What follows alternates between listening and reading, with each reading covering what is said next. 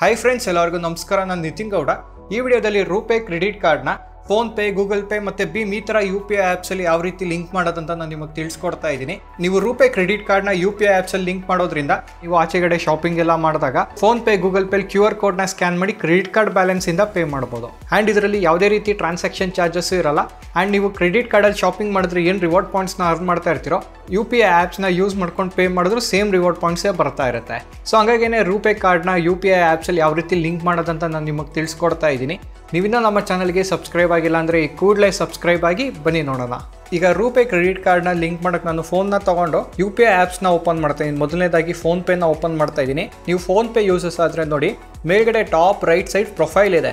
So ಆ profile photo ಮೇಲೆ click ಮಾಡಿದ್ರೆ ಇಲ್ಲಿ RuPay credit card on you P I ಅಂತ ಇದೆ. ಸೊ ಅದನ್ನು ಕ್ಲಿಕ್ ಮಾಡಿದ್ರೆ ಇಲ್ಲಿ ಬ್ಯಾಂಕ್ ನೇಮ್ ಕೇಳುತ್ತೆ, ಆ್ಯಡ್ ಮಾಡ್ಬೋದು. ಆ್ಯಂಡ್ ನೀವು ಗೂಗಲ್ ಪೇ ಯೂಸರ್ ಆದರೆ ಪ್ರೊಫೈಲ್ ಮೇಲೆ ಕ್ಲಿಕ್ ಮಾಡಿದ್ರೆ ಇಲ್ಲಿ ರೂಪೇ ಕ್ರೆಡಿಟ್ ಕಾರ್ಡ್ ಅಂತ ಇದೆ. ಸೊ ನೀವು ಯಾವುದೇ ಯು ಪಿ ಐ ಆ್ಯಪ್ಸ್ ತೊಗೊಂಡ್ರೂ ಪ್ರೊಸೀಜರ್ ಸೇಮ್ ಇದೆ.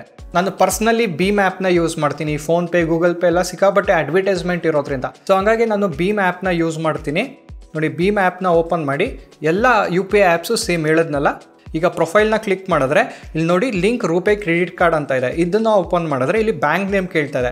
ಸೊ ನಿಮ್ಮ ರೂಪೇ ಕ್ರೆಡಿಟ್ ಕಾರ್ಡಿಂದು ಯಾವ ಬ್ಯಾಂಕ್ ಇರುತ್ತೋ ಅದನ್ನು ಸೆಲೆಕ್ಟ್ ಮಾಡ್ಕೊಬೇಕಾಗತ್ತೆ. ಇಂಡಸ್ಇಂಡ್ ಬ್ಯಾಂಕ್ದು ನಾನು ಕೊಡ್ತಾ ಇದ್ದೀನಿ ನನ್ನ ಕ್ರೆಡಿಟ್ ಕಾರ್ಡು. ಈಗ ಆಲ್ರೆಡಿ ಎಲ್ಲ ಬ್ಯಾಂಕ್ ಅವರನ್ನು ರೂಪೇ ಕ್ರೆಡಿಟ್ ಕಾರ್ಡ್ನ ಇಶ್ಯೂ ಮಾಡ್ತಾ ಇದ್ದಾರೆ.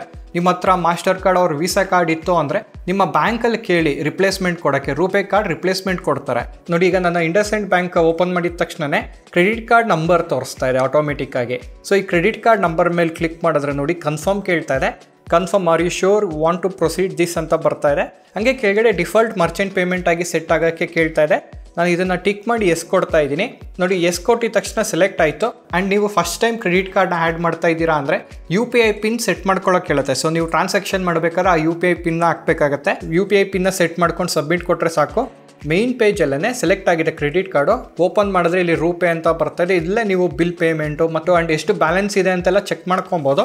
ನೋಡಿ, ನಾರ್ಮಲಾಗಿ ಸ್ಕ್ಯಾನ್ ಬಟನ್ನ ಕೊಟ್ಟು QR ಕೋಡ್ನ ಸ್ಕ್ಯಾನ್ ಮಾಡಿ ಆ್ಯಂಡ್ ಆ ಪೇಮೆಂಟ್ ಹಾಕಿದ ತಕ್ಷಣ ಇವಾಗ ಎಷ್ಟು ಪೇ ಮಾಡಬೇಕು, 10 ರೂಪಾಯಿ ಪೇ ಮಾಡ್ಬೋದು. ಹಾಕಿದ ತಕ್ಷಣ ನಾನು ಡಿಫಾಲ್ಟ್ ಕೊಟ್ಟಿದ್ನಲ್ಲ ನೋಡಿ, ಇಂಡಸ್ಇಂಡ್ ಬ್ಯಾಂಕ್ ಕ್ರೆಡಿಟ್ ಕಾರ್ಡ್ ಅಂತ ಸೆಲೆಕ್ಟ್ ಆಗಿದೆ.